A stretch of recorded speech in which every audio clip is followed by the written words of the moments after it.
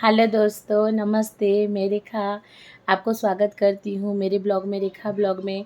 तो आज ना मैं कुकिंग का वीडियो ला रही हूँ ना मैं कहीं जा रही हूँ, कुछ नहीं। आज ऐसे ही मेरे मन में कुछ ऐसे ही थोड़ा मन उदास था, तो मैं सोची मैं आप लोगों के साथ शेयर करती। उदास तो नहीं, लेकिन हाँ, मन की बात मैं आपके साथ, मैं मेरे बारे में कुछ बोलना चाह रही हूँ।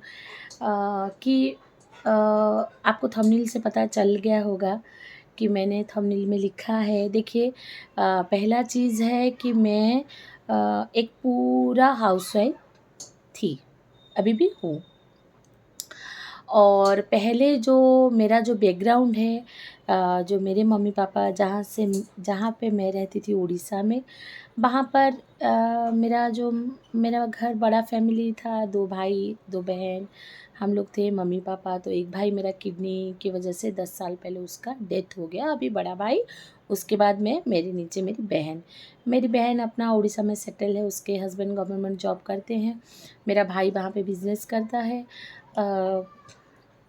तो ऐसे करके फिर मेरा शादी जो हुआ, मुझे तो जब मेरा शादी हुआ तो मुझे जस्ट 21 हुआ था। तो पढ़ाई में इतनी अच्छी थी नहीं, तो इसीलिए हमारा जो ब्राह्मण फैमिली में, उड़िया फैमिली में मैं घर की बड़ी थी। तो मेरे घर में, घर के पास ही मेरे मामा मौसी सब लोग रहते थे। तो हमेशा शादी का चिंता तो होता ही है।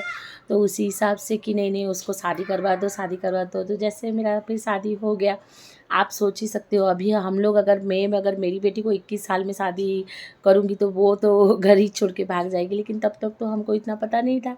फिर मैं भी मिडिल क्लास फैमिली में, मैंने मैं भी एक बेटी हूँ, मैं बहू भी बनी मिडिल क्लास फैमिली में।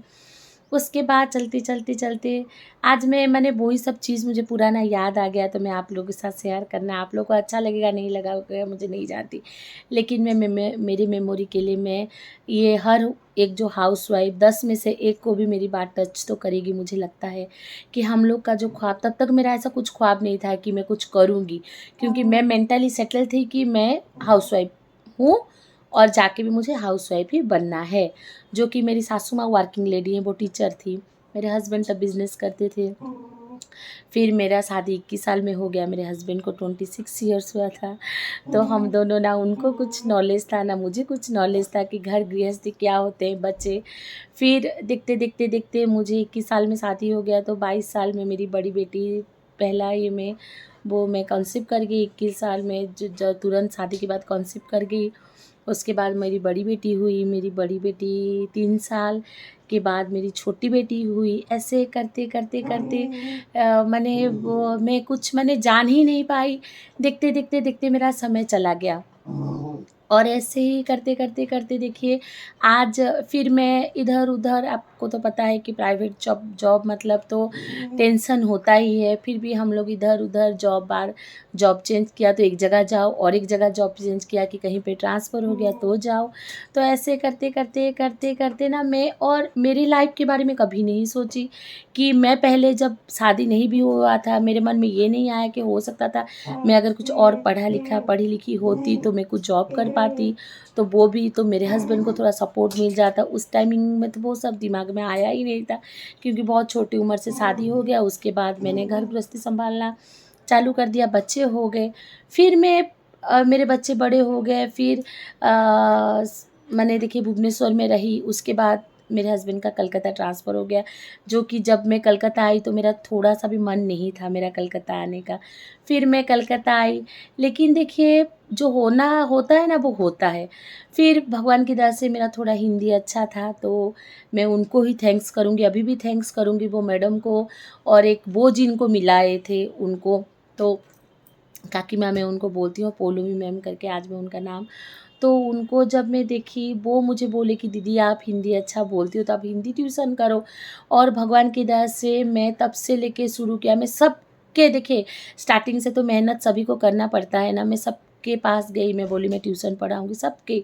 भगवान की दया से मेरा जो फल था वो रंग लाया। आज के डेट में मैं 10-12 बच्चे को पढ़ा रही हूँ। ऐसे करके फिर मेरे पास 3 पेट्स हैं जो मेरे बच्चे हैं, एक मुझे देख रहा है। ऐसे करके लाइफ। फिर आया कोरोना। कोरोना ऐसे हम लोग कोरोना में उड़ीसा चले गए। उसके बाद मेरी बेटी मुझे बोली, तब तब मैं फ्लाइंग बीस्ट ये सब यूट्यूब के बारे में मुझे पता नहीं था। यूट्यूब क्या होता है, मुझे सच बोलूँ मुझे इतना मोबाइल गैजेट ये सब मुझे इतना यूज़ करना नहीं आता। आप लोग भी अभी देख पा रहे होंगे, इतना ऑर्गेनाइज़ करना, इतना ये करना, ऐसे एडिट करते हैं, वैसे थंबनेल लगाते हैं, ऐसे डिस्क्रिप्शन लिखते हैं, ऐसे ये लिखते हैं, ऐसे टैग करते हैं, मुझे कुछ भी पता नहीं था।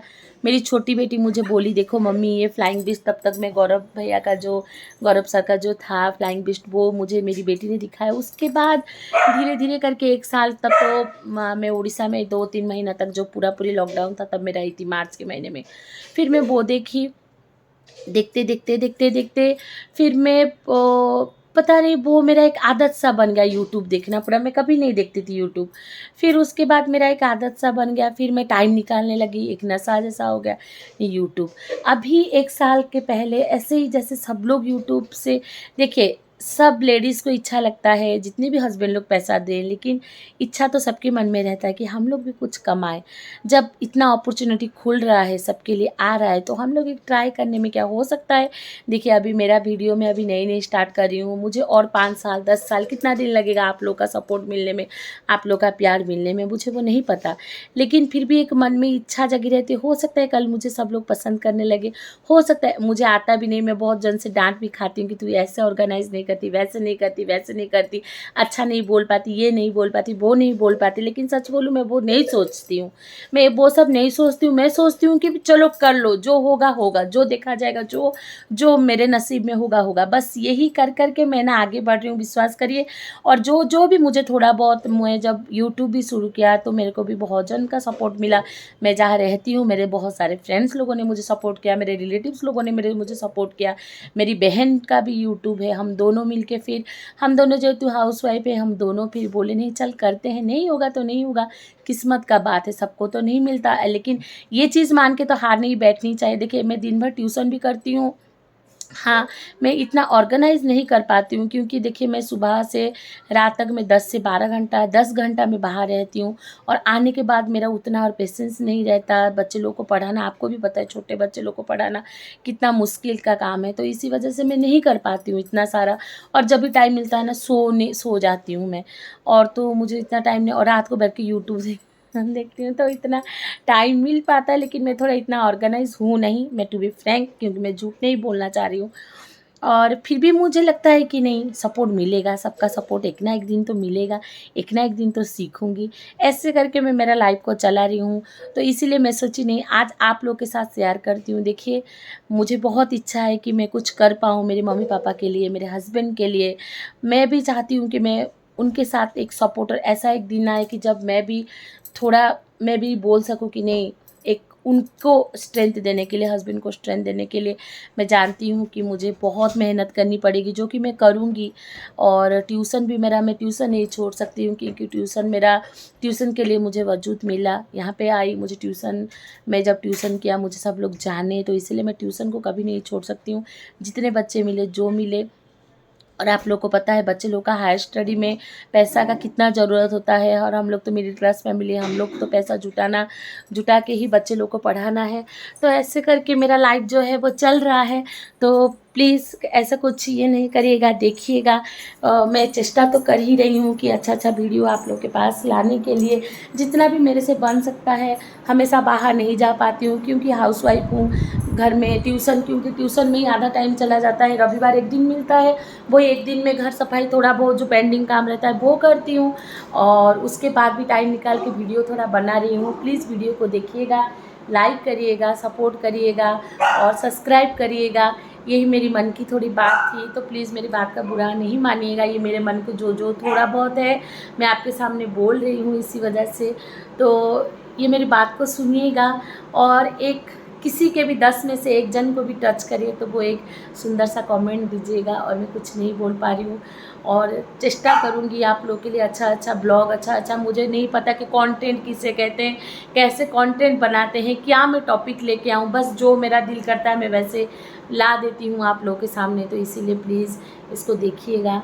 और कंटेंट क्या होता है धीरे धीरे सीखूँगी, सब कुछ धीरे धीरे ही आदमी सीखता है। तो इसी वजह से आज जितना पे हूँ, एक हाउसवाइफ होने के नाते, एक माँ होने के नाते जितना मैं मेरे बच्चे के लिए मैं करना चाहती हूँ, और मैं मेरे बच्चों के लिए उनको कुछ खुशी देना चाहती हूँ, सच बात है। तो इसी वजह से तो रह रही हूँ। नमस्ते, जय जगन्नाथ, और एक ब्लॉग लेके आऊँगी। टाटा।